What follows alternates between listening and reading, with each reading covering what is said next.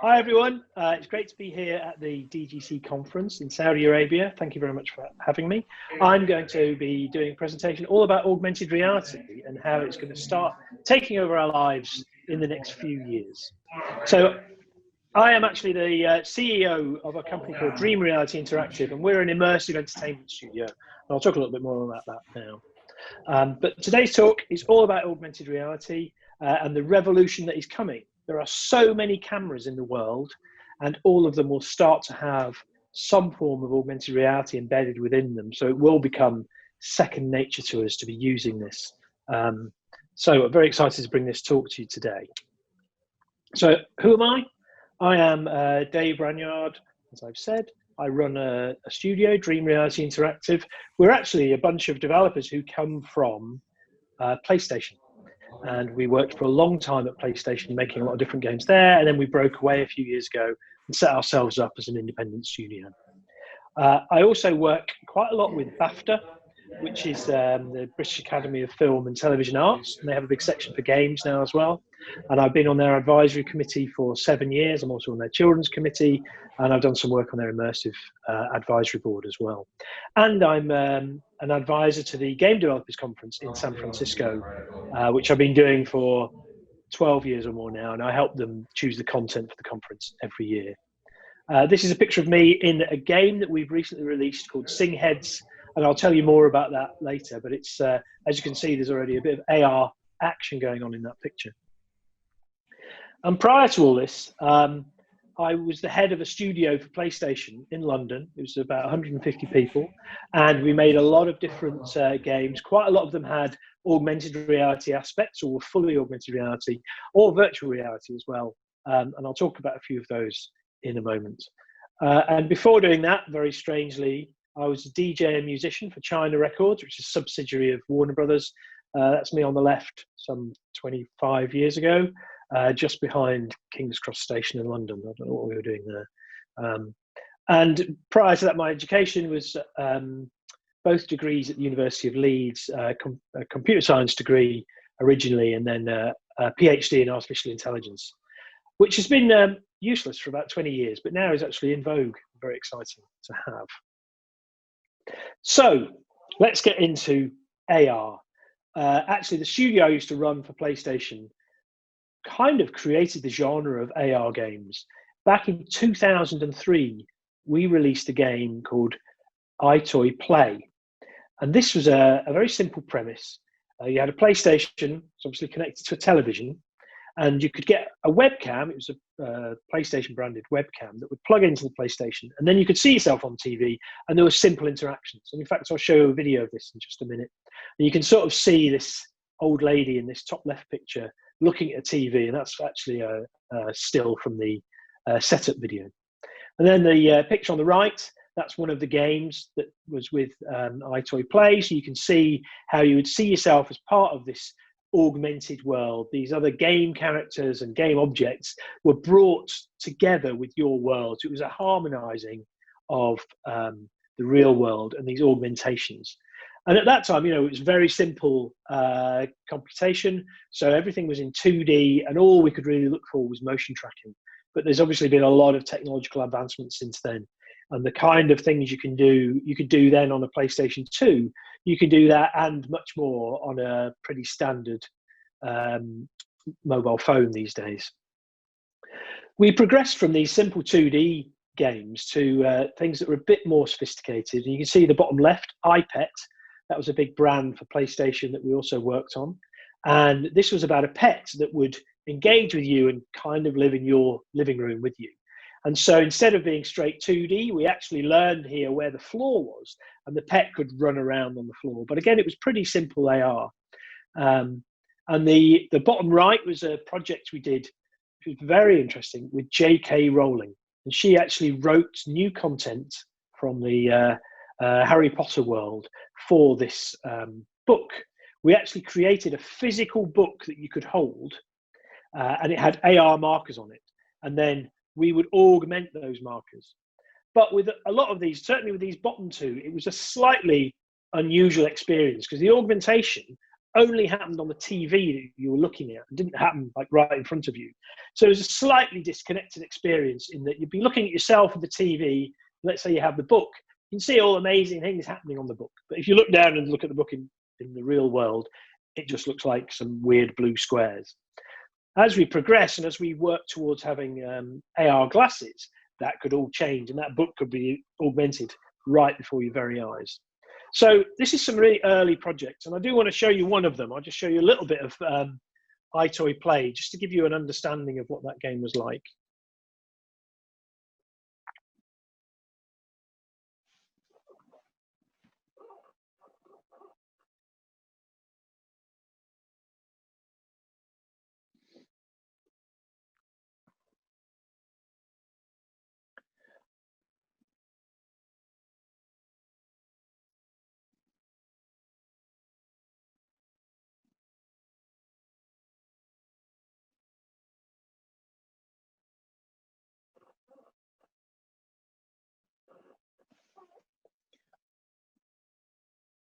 So you can see from that, the gameplay was pretty simplistic. All it was really doing was looking for a bit of basic motion.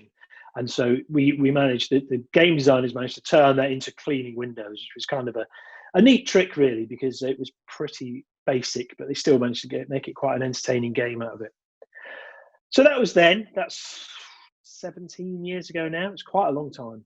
Things have changed, obviously. And just to pick two companies that I've got some interesting links with, look at Apple and Snapchat and what they've been doing in the last few years.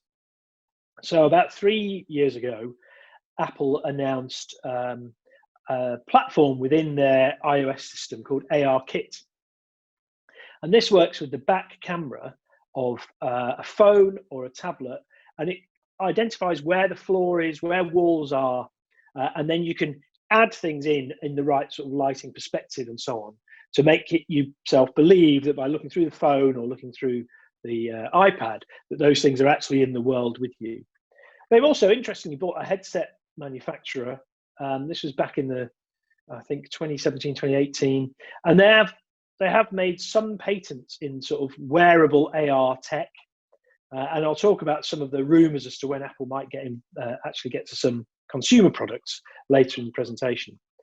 But also looking at Snapchat. So Snapchat are probably the biggest AR platform in the world. They make a lot of filters which you use on the front camera of a phone. So you can, turn yourself into a potato, put a cat on your head, or have rainbow sick coming out of your mouth, whatever. Big with Gen Z, or sort of anybody under 25. And they are absolutely rocking it at the moment, because when we started working with them, which was just over a year ago, they had 180 million daily active users. They've now got 250 million daily active users, and they just had some kind of windfall profit bonus of $2.7 billion, probably because everybody's on Snapchat during the pandemic. But they are, as well as doing things on handsets, they're also looking at headsets, and they have patents again on headsets with different layers. And they have software and SDKs where you can start building things into this. Effectively, it's the same as a back camera on a phone, but it's coming straight from the lenses of your glasses. And I think both these companies will see consumer glasses sometime in the next 3 years, maybe 4 years. I don't know what the uptake of those will be. It certainly won't be quite the same as the smartphone revolution, but tethered to a smartphone, I think there's a lot of power they can bring.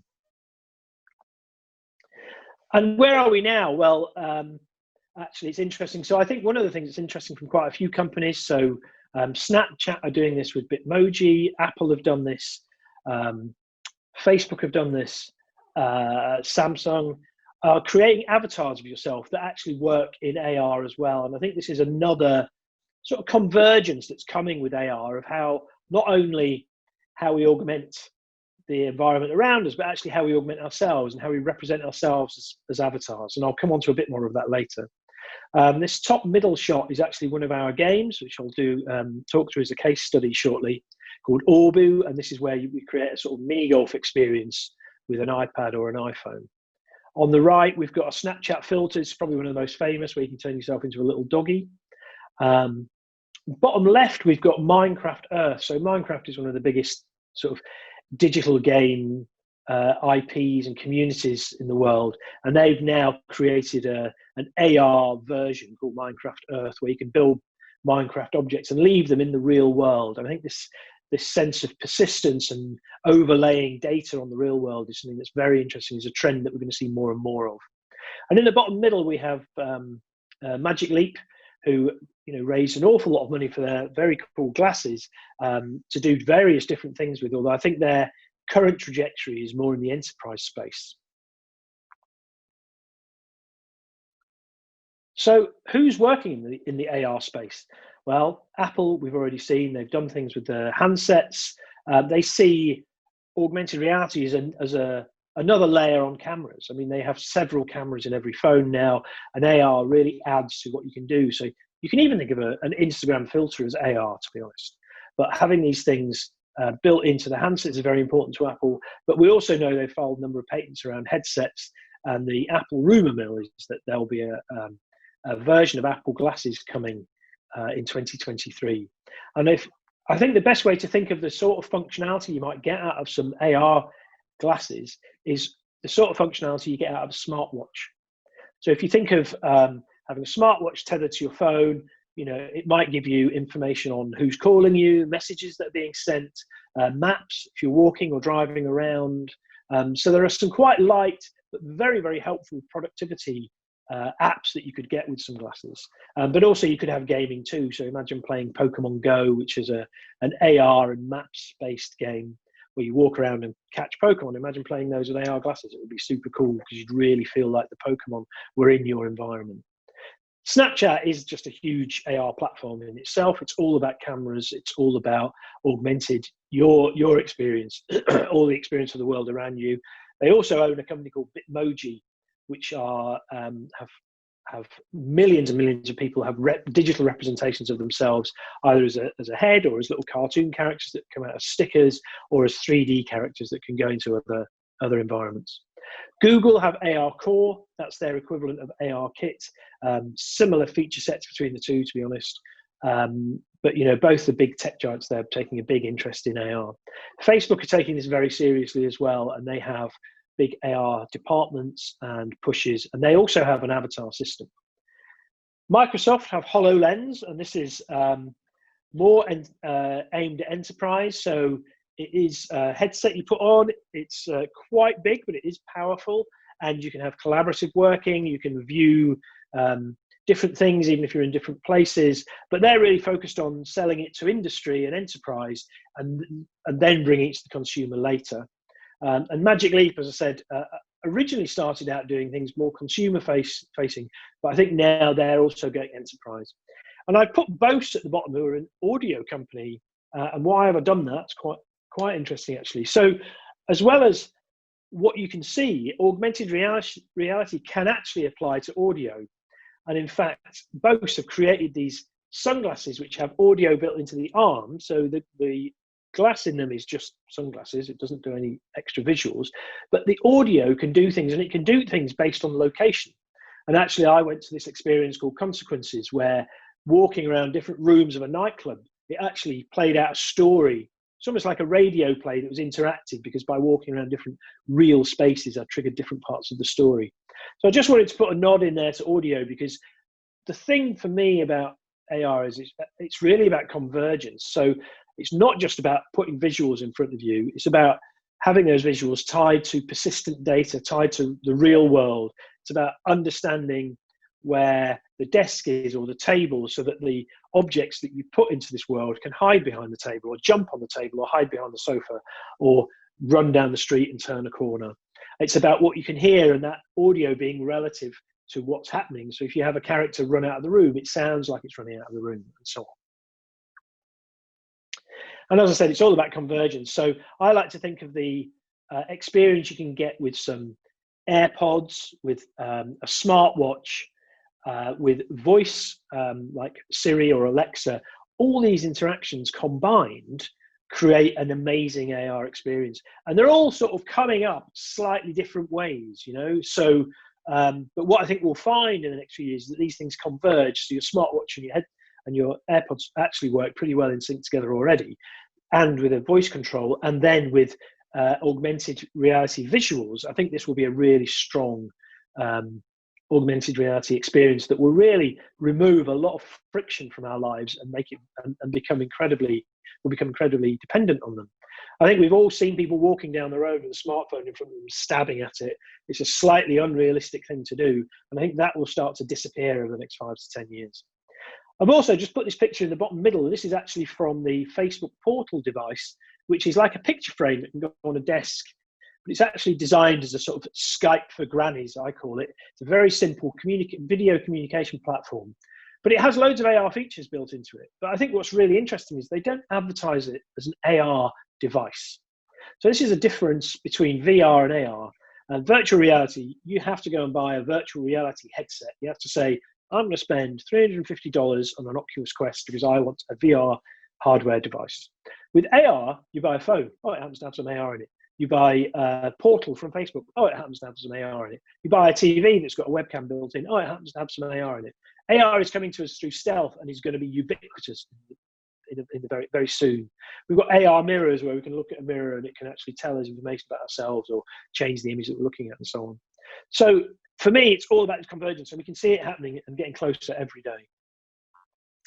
Some more features that are coming soon or are coming now. So more and more phones now have a depth camera on the rear camera. So that means that we can understand not just where the floor is, but what objects are in the room and where they are. And so any visual aspects, whether it's characters or other bits of data or information, we can then get them to sit in that world very well. So a character can literally run behind the sofa. A lot of AR is very heavily connected to social media. So again, look at platforms like Snapchat and Facebook. AR is becoming integral to how you might communicate with other people on these platforms. And we're also seeing lots of mapping of the real world. So Apple recently bought a company called Scape.io, which is exactly that. It maps the real world so that you can then enhance the real world with AR. And I actually met the CEO a couple of times and he showed me some of his early demos where he had dragons and different fictitious creatures climbing all over theatres in Piccadilly. And also understanding what those objects are. So it's very useful to know that's a sofa, that's a table, that's a person. Imagine creating an AR pet that can run around the legs of the people in the room. That feels very, very desirable. But also that data having persistence. So I could drop a note for you somewhere, or maybe put some AR graffiti on a wall and it stays there for somebody else to find. I think that kind of thing is going to be very interesting. There's also something very interesting about data persistence, real world places and advertising and the rights around that advertising space. I've talked about this already a little bit, but a lot of wearables coming. I'm not suggesting that we're all going to have amazing contact lenses next week, by the way. But it is something people are looking at. So being able to have a wide field of view, have a pair of wearable glasses that can give you information and potentially 3D graphics overlaid on our world, tethered to your phone or your watch. But something else that's worth mentioning is capturing your emotions. So if you're smiling or frowning, glasses can really help with that sort of thing. We can have some very basic sensors on them that can help, and that can then animate your avatar if somebody else is, if you're talking to somebody else somewhere else in the world. So what do the pundits think of all this? Well, the revenue from AR is believed to be 75 billion by the year 2023, and AR capable handsets, so that's phones, 2.5 billion. So that's a third of the world with AR capable handsets in just 2 years from now. And so we see this as a very interesting opportunity to get involved, and a great space to be working in. I just want to take you through a couple of games and AR experiences that we've made at Dream Reality to give you a bit of an understanding of the sorts of things that are possible. We are very focused on entertainment, just so you know. So a company called Lenovo made this very interesting AR headset a couple of years ago. It looks quite like a VR headset, but actually a mobile phone goes in sideways and then reflects down onto some glasses. So you can see see the real world, and you can also see graphics that are drawn in front of you as well. And they created this into a Star Wars experience where you could fight other characters with lightsabers. But as part of this, they asked us to make a small pet demo And so we did. We called it Neon Pop. It was a lot of fun. And it's interesting because interacting with characters is a great thing that can happen in AR, because it doesn't necessarily need lots of precision. So you can have a great experience without knowing exactly where everything is, if that makes sense. And some of the technology challenges can be brushed away as personality of the creatures themselves. I've got a short video of this to show you.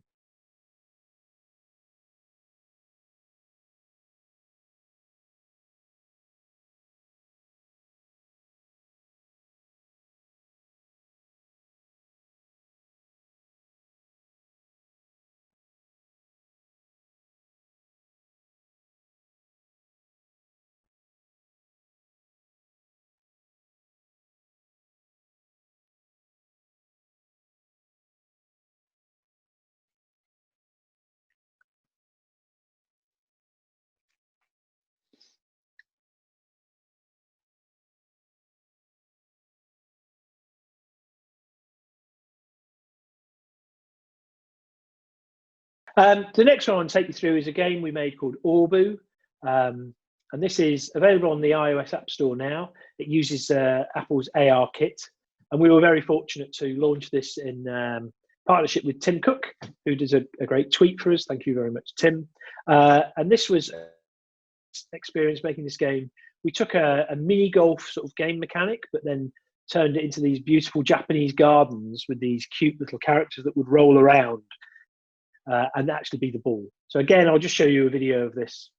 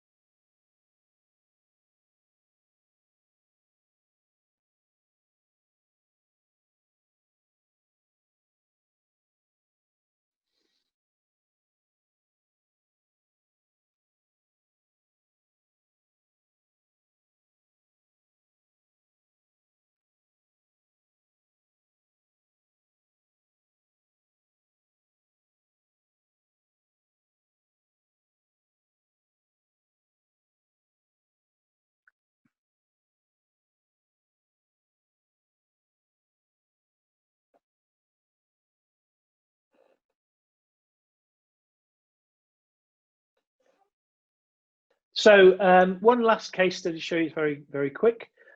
We've currently got something we're testing in the market, which is a singing game. And a number of us actually made a very big karaoke game for PlayStation called SingStar, which was $1 billion business for Sony.